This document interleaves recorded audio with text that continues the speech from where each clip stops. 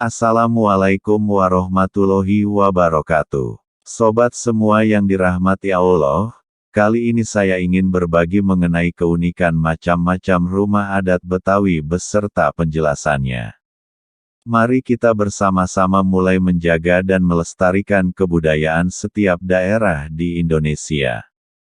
Saat mendengar kata Jakarta, hal pertama yang terlintas di pikiran kita biasanya adalah kota besar dengan gedung-gedung tinggi, rumah-rumah modern, hingga kepadatan lalu lintas.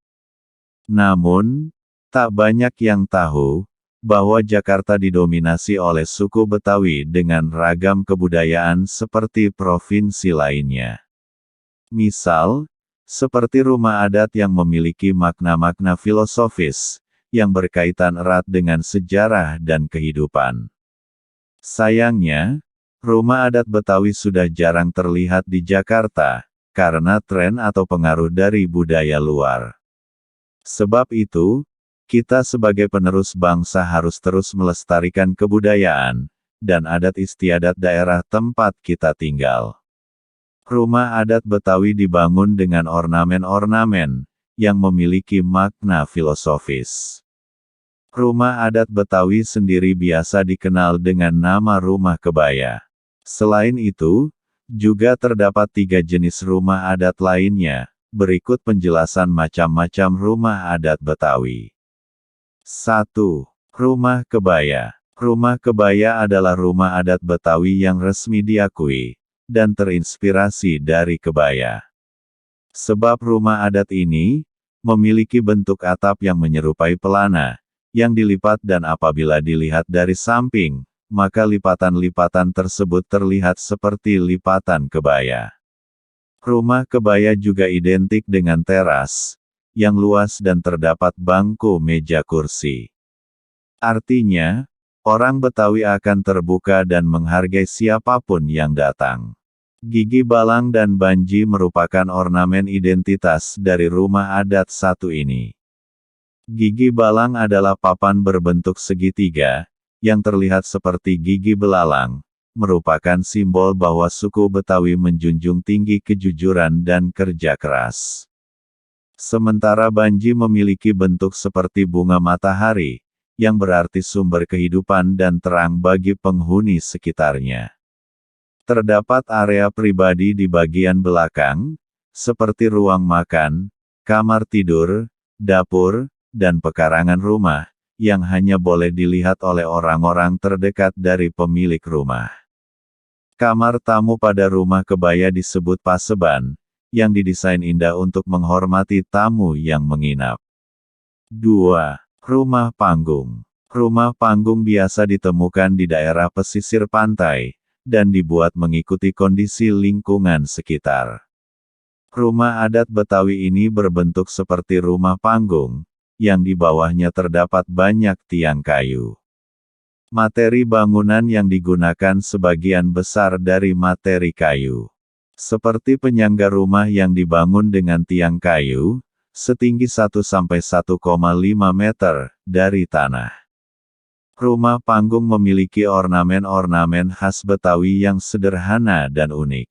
Ornamen tersebut berbentuk ukiran seperti belah ketupat, segi empat, hingga lingkaran, yang dapat ditemukan pada pintu rumah, jendela rumah, dan bagian rumah lainnya.